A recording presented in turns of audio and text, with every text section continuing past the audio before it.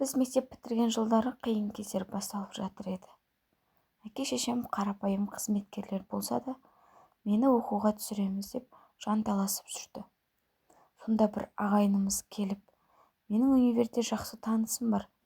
Мынанша сома берсеңдер, оп-оңай оқуға қабылдайды деп, әке-шешемнің басын шыр айналдырып, малын сатқызып сұраған ақшасын алып кетті. Кейін оқуға түскен соң мен өз күшіммен түскенімді естіп, қатты қапа болдым. Ағайынның осындай иттік жасайтыны үш ұйықтасам да түсіме кірмепті. Бірақ бір жылдан кейін ол оқудан шығуыма тура келді. Мен көп балалы қарапайым отбасынан шыққан қызбын. Мектепте үздік оқып, әке-шешемді ешкімнен тарықтырған жоқ. Басқа бауырларыма қарағанда көбіне менің жағдайымды жасайтын. Оқуыма көмектесіп, жарыстарға қатыстырып, сол жарыстардан бірінші орын алып келуіме анамның ықпалы көп тиді. Үнемі қолдап, жарысқа қатысты киімдерді тігіп беріп, өзіммен бірге барып бірге қайтатын. Қолы тимей жұмыста болса да, арасында уақыт тауып менің жетістігіме келіп тұратын еді. Сол кездегі мақтау қағаздары мен алғыс хаттардың бәрі күні бүгінге дейін анамның үйінде сақтаулы тұр. Мектепте де, үйде бәрінің назары менде болғандықтан, мен бәрі осылай керемет болып тұрады деп ойлаппын. Бірақ өмір оған қарамайды. Маңдайдан сипамайтынын кеш ұқтым. Мектепті бітірген соң маған өмірдің дайындап қойған үлкен тосын сыйы бар екенін менің хабарым жоқ еді. Ауылда қалай еркін жүріп, еркелеп өссем, қалаға барсам, одан да жақсы болады деп ойладым. Қалаға кеткенше асықтым. Студенттік өмірім кинодағыдай болады деп сендім. Мектепті үздік бітірдім. Қалаға оқуыма түстім. Менде басқа не арман бар? Енді жақсы жігіт етегінен ұстасам болды емес пе? Деймін сыныптас құрбымды құшақтап. Мә, сен қандай жолың болғыш қызсың?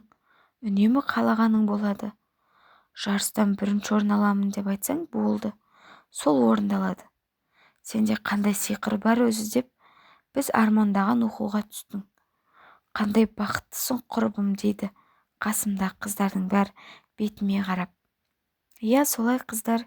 Сол үшін жақсы оқу керек еді деймін, тәкаппарлана.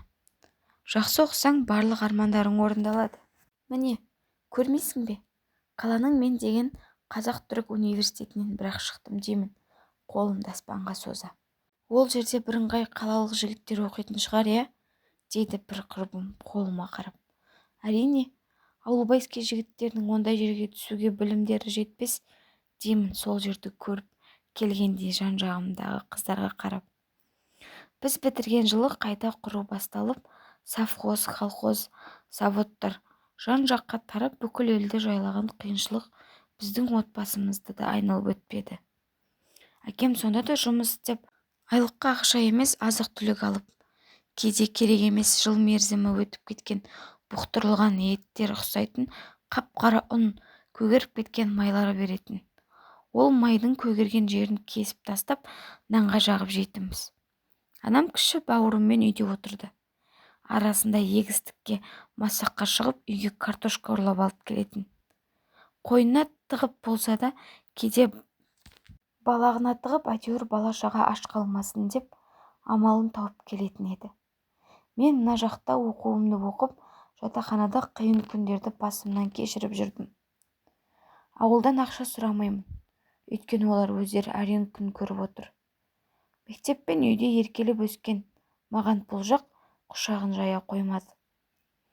Білімің жақсы болғанын, киімің нашар болғандықтан курстас қыздар мені қатарына қоспай шектете берді. Жатақханада да бірде аш, бірде тоқ, жасаған тамағымызды олар ұрлап кететін. Кей күндері аш құрсақ жатып, түнімен жатып жылап шығатын едім. Оқығым келмей, сабағым да нашарлай бастады. Демалыс күндері ауылға қарай жүгіремін анама. Мама, мен ол жақта оқығым келмейді, сабаққа бармай қояйыншы деп жылайтын едім. Қызым-ау, сондай үздік оқушы болып келіп саған не болды? Оқысаң ертең наның болады ғой деп жалынып қайта жіберетін. Не керек, бір жылдан кейін қатты ауырып қалдым. Дұрыс тамақтанбағаным бар. Өзімді қинап сабаққа барғаным бар. Жаңа ортаға үйрене алмай қиналғаным бар. Осының бәрі ағзама теріс әсерін беріп, ауруханадан бір-ақ шықтым. Бір ай ауруханада жатып, үйге шығып, мүлдем сабаққа бармай қойдым.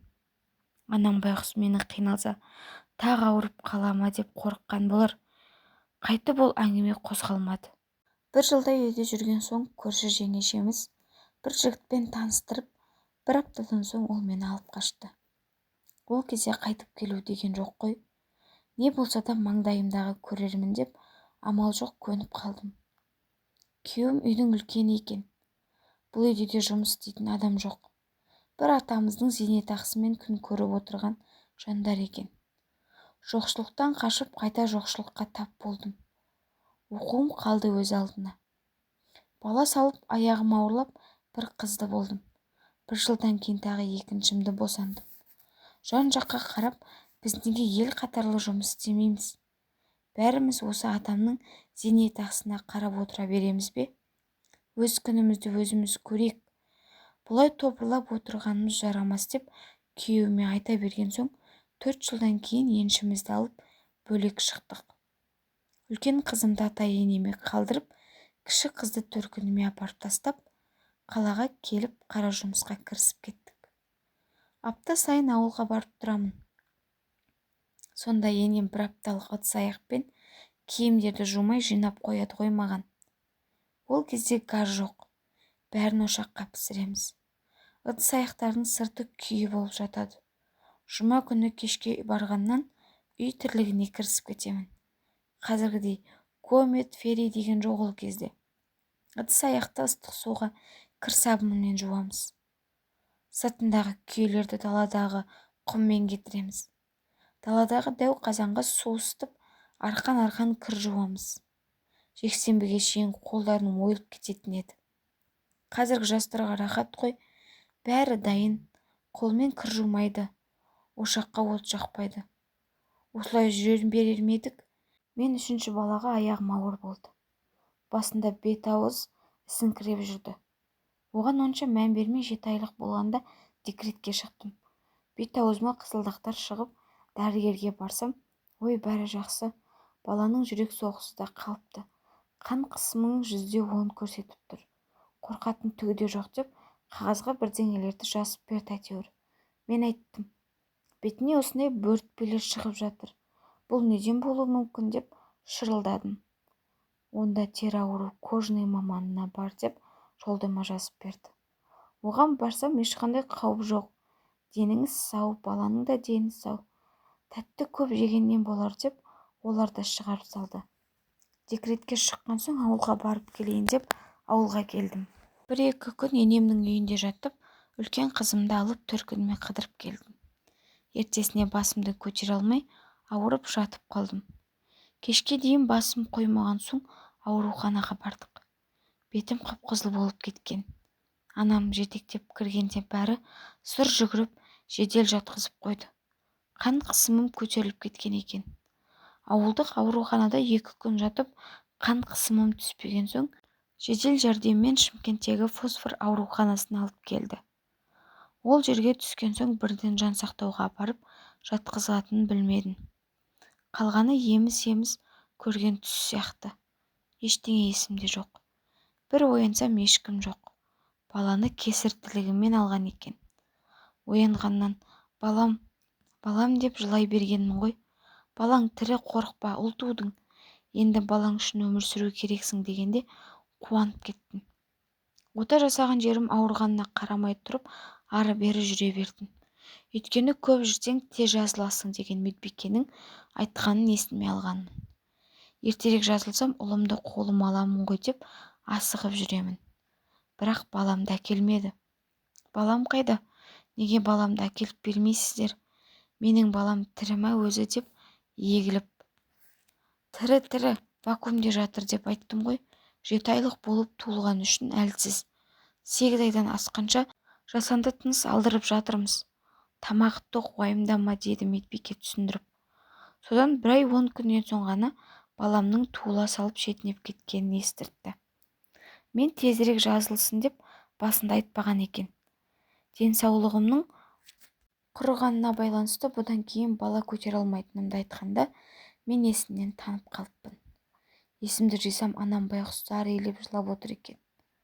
Қолымды байлап екпелер салып тастапты. Анашымды құшақтайын десем, қолымды қимылдата алмаймын. Басымды жұлқылап бір даусыммен айқайлай бердім. Дәрігерлер келіп тыныштандыратын екпелер салып, айқайламақ түгілі сөйлеуге шамам келмей қалды. Тек көзімнен жас аға берді. Мен үшін өмір тоқтап қалғандай болды. Қатты күйзеліске түсіп кеттім. Ана үшін бауыр етің балаңнан айырылғаннан артық ауыр жаза жоқ екен ғой. Ауруханадан шыққанымен ота жасалған жерім жазылмай 6 айдай барып келіп емделіп жүрдім. Сол жылы күйзеліске түстім. Күйзелісімді көтере алмай күйеуім де тастап кетті. Күйеуімнің айтқан сылтауы, маған ұл туып беретін дені сау әйел керек. Сен енді бала көтере алмайсың. Мен басқа әйелді ұнатып қалдым дейді. Кетіп бара жатып. Не дейін? Кетем деген еркекті байлап қойсаң да ұстай алмайсың ғой.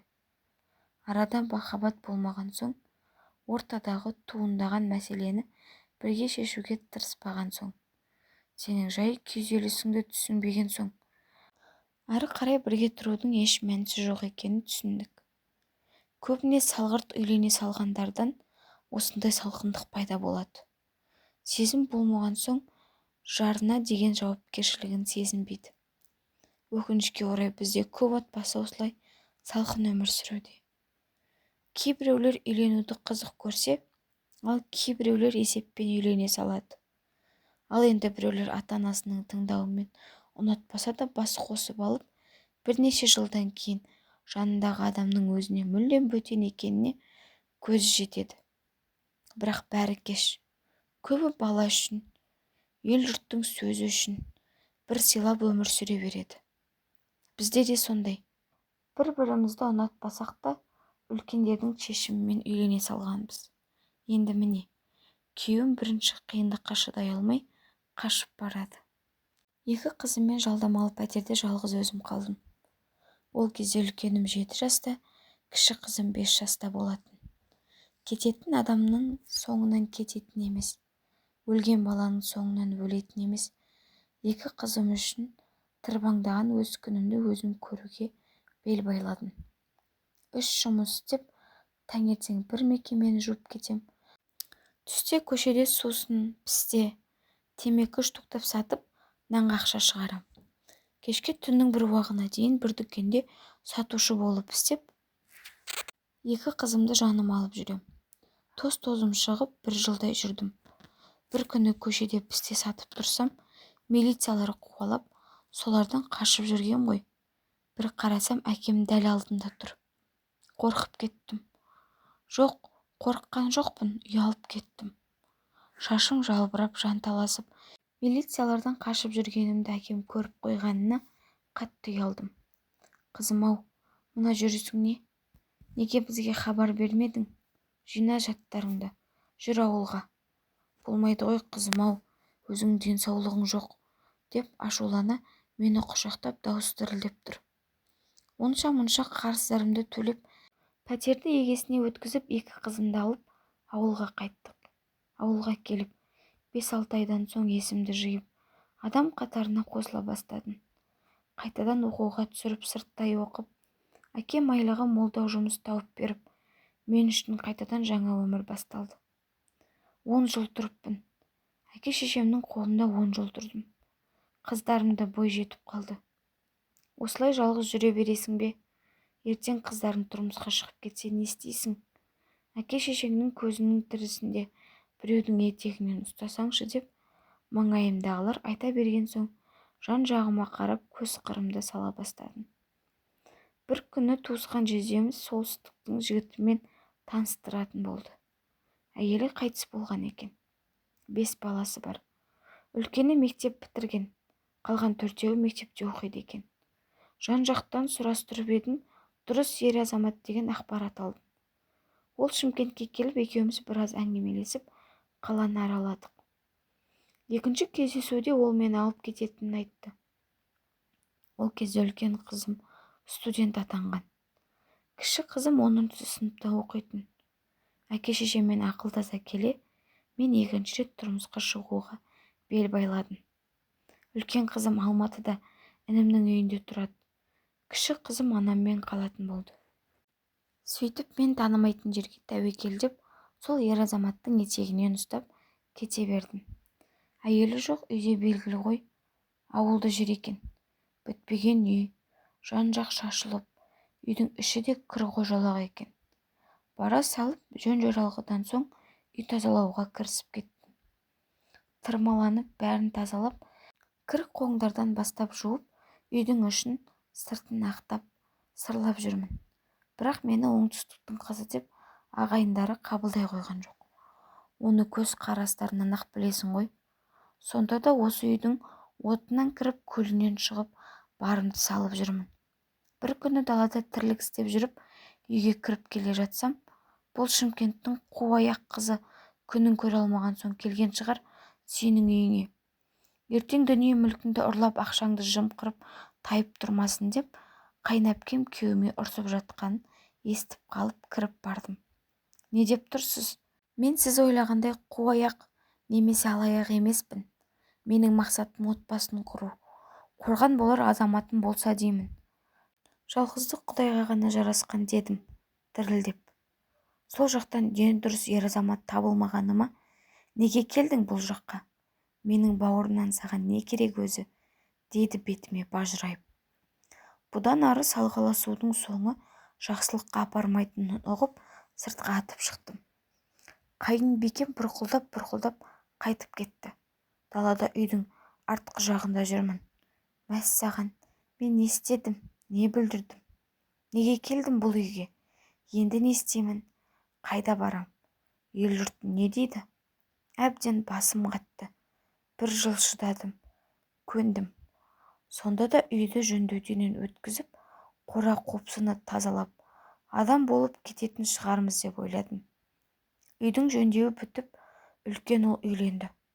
Құда жекжатты ойдағыдай шығарып салып, қонақтан қонақ үзілмей, арасында шақыстырушылар көбейіп, таяқты да жеп жүрдім. Сол баяғы жыр айтатындары. Бұл саған әйел болуға келді дейсің бе? Бұл әншейін күн көруге бола келген. Ертең үйіңе еге болып қаламын деп секіреді әлі. Көресің деп тұрып, маған естіртіп те айтатын. Ол кезде күйеуім дұрыс болғанымен, жан-жақтағы шабуылдан қорғай алмады. Соларға еріп, маған қол көтеретін шығарды. Сөйтіп жүргенде үлкен қызым оқу бітіріп, 2 қызымды да жаныма алдырдым. Қыздарым келген соң одан сайын жырымыз көбейе бастады. Менің қыздарымды шетке сырып қойып, өз балдарына әперіп, 2 қызды адам қатарына санамай өзгере бастады. Онымен қоймай Фейсбукте қыз-қырқынмен жытыңдасып сөйлесіп, тіпті сол жердегі бір келіншекпен жүріп, мен олардың бір-біріне жазған хабарламаларын оқып қойып, ой талай қырғын болған. Осылай арпалысып жүріп 5 жыл тұрыппын. 5 жылым 50 жылға татығандай қартайып кеттім. Кәдімгідей жүйкем шаршып, күйзеліске түсіп, жындыханаға түсуге сәл-ақ қалдым. Қой, бұлай жүре бергенім жарамас деп, көрші апа, өлуге айналдың ғой балам-ау, енді көзіңнің тірісінде өз әрекетің жаса. Бұларға керек болмасаң да 2 қызыңа керексің. Ертең саған бірдеңе болса, бұлардың ештеңесі кетпейді. 2 ортада қыздарың көшеде қалады дегенде, барып мен ойлана бастадым. Шынында, не үшін жүрмін бұл үйде? Қызметші болу үшін бе? Арамызда ешқандай сыйластық болмаса, қыздарымды адам құрлы көрмесе, онда қандай болашақ күтіп тұр мені? Осы үйдегі сіңірген еңбегім, қаншама жасаған тірлігім. Бала-шағама жақсылық болып қайтсын деп, олармен де байланысымды үзіп, 2 қызымды алып, өз ауылыма қайттым. Бірақ бұл үйден кетуімде оңайлыққа соққан жоқ. Басында ел-жұрттан ұялып, ештеңе білдірмей жүре бердім. Сен тиген байдың бәрі неге жаман шыға береді? Бәленің бәрі өзінен деп, айтпасын деп тілімді тістеп, осының айтқанына көніп жүре бердім ғой мен, ақымақ. Одан кейін бұл түппен есіріп кетті. жүргіштігінен бөлек күнде соққыға жығатын шығарды. Өзім ап-арық өлейін деп жүрген адам одан сайын асып тозып кеттім. Бір күні қызымның сөмкесінен 10 мың теңге жоғалды. Ол кезде үлкен қызым жұмыс істейтін ғой. Оны айтуға қорықтық, бір жағы ұялдық. Бір аптадан соң соғым сойып Құран оқытқан болатынбыз. Үйге ағайын туыстар келген. Сол күні менің сөмкемнен 20 мың теңге тағы жоғалды. Ал қырғын төбелес. Біздің айтқанымызға сенбейді ғой күйеуім. Сондағы айтқаны, сенің қызың екеуің әдейі ақша ұрланды деп, менің туыстарымды ұры қылып, Шымкенттеріңе құрымақшысыңдар дейді жынданып. Сол кезде 2 күн таяқ жеген шығармын. Өзінің үлкен қызы, менің үлкен қызым екеуі ажыратып әлек. Күштері жетпей барады. Сөйтіп төбелесіп жатқанда қайным келіп, қаланың шетінде бір бала ашатын орыс кемпір бар. Жүріңдер соған айыртып апарайын деп, соған баратын болдық. Ақша ұрланған 2 сөмкені де алып ал деді қайным. Бардық. Үйіне кіргеннен маған ертерек келуің керек еді. Неге ертерек келмедің деді маған, бетіме қарап тұрып. Күйеуім таң қалды. 2 сөмкені қарап тұрып, екеуін де бір адам алған. Қыз емес, еркек адам алған. Қасының үстіңгі жағында тыртығы бар, бойы ұзын, арық келген ер адам алған дегенде, күйеуім орнынан атып тұрып сыртқа шықты. Кім екен екеуміз де біліп келеміз. Ол баяғы бізді шақыстырып, күн бермейтін қайнапкемнің ұлы болатын. Жынданып көлігін ызғиып келеді.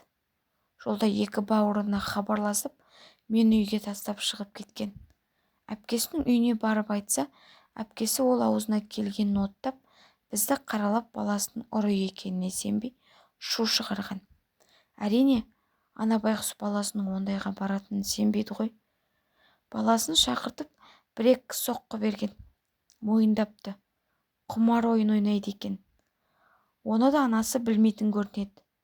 Өкінішке орай бізде көп ата-ана ұл қыздардың немен айналысатындарында жұмысы жоқ.